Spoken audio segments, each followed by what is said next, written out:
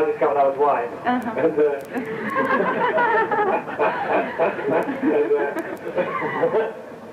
So basically, you know, I didn't really think about being in a pop group or being a singer until I met up with Mikey and John. You know, Mike is the first person I met up with, and he propositioned me and said, you know, oh, really? and he said that he plays bass and did I want to get a band together. So the way this band came together was very sort of quite typical, really. It's a bit of a sort of fairy story, you know, the way it came together.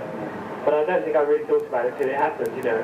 The same as I didn't think about being successful, and I still really don't feel that successful at the moment, you know. Well, last week, Hong Kong had a chance to judge for itself when the boy put on 2 shows at the AC Hall. So I zipped along there to find out what you thought about him. All dressing up and nothing else.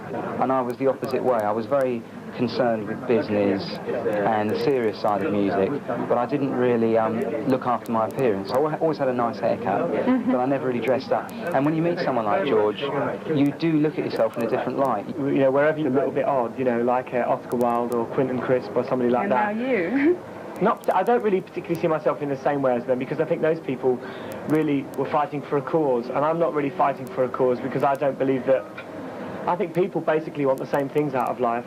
I think at the end of the day, everybody wants to be loved, and I think people have different ways of going about it. You know, I think Oscar Wilde went about it in his way, and I think that, you know, basically I know that people want to be loved, so I don't really need to say it in any other way, you know, apart from, you know, love me.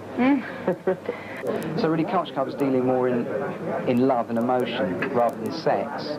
I mean, sex is a very sort of a base emotion on its own. So really, obviously sex plays an important part in everybody's lives, but we're not singing about sex as such. In my songs, I don't really like to portray any kind of sexuality, male, female, heterosexual or homosexual. I don't like to be adamant about any type of sexuality. I mean, my idea of being in a group has just been to produce good songs, and that's the most you can do. You can't change the world. All you can do is make people aware and happy. Can you describe to me a typical Culture Club gig? Yeah. Well, the funny thing about a lot of people think that at our concerts everybody comes and they're all dressed up like George, but it's amazing. We get a very cross-section audience, but on the whole we get very young kids from about 10 upwards.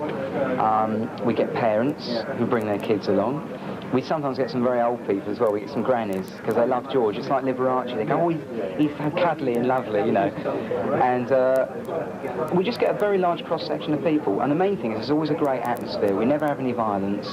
There's never any sort of jeering or anything. It's like a party.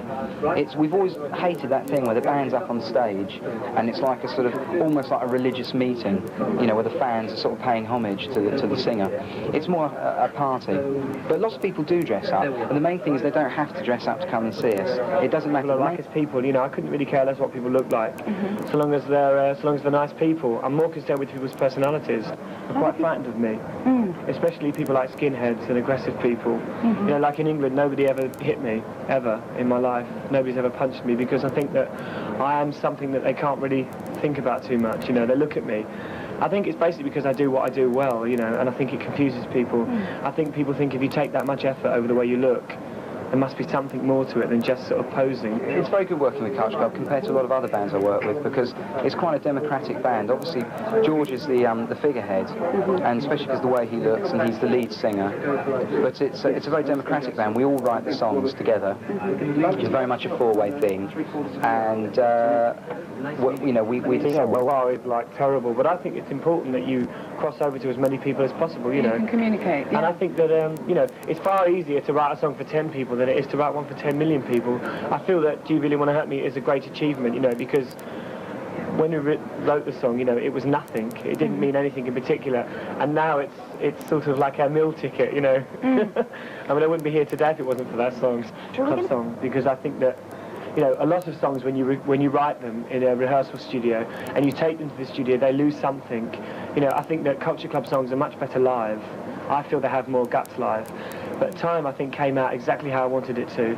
You know, and I was up at 7:30 in the morning while they're putting the strings on, and it was quite a magical experience watching them do it. And I think it's just a very pretty song, you know. It's just a love song, you know, about how people get very desperate.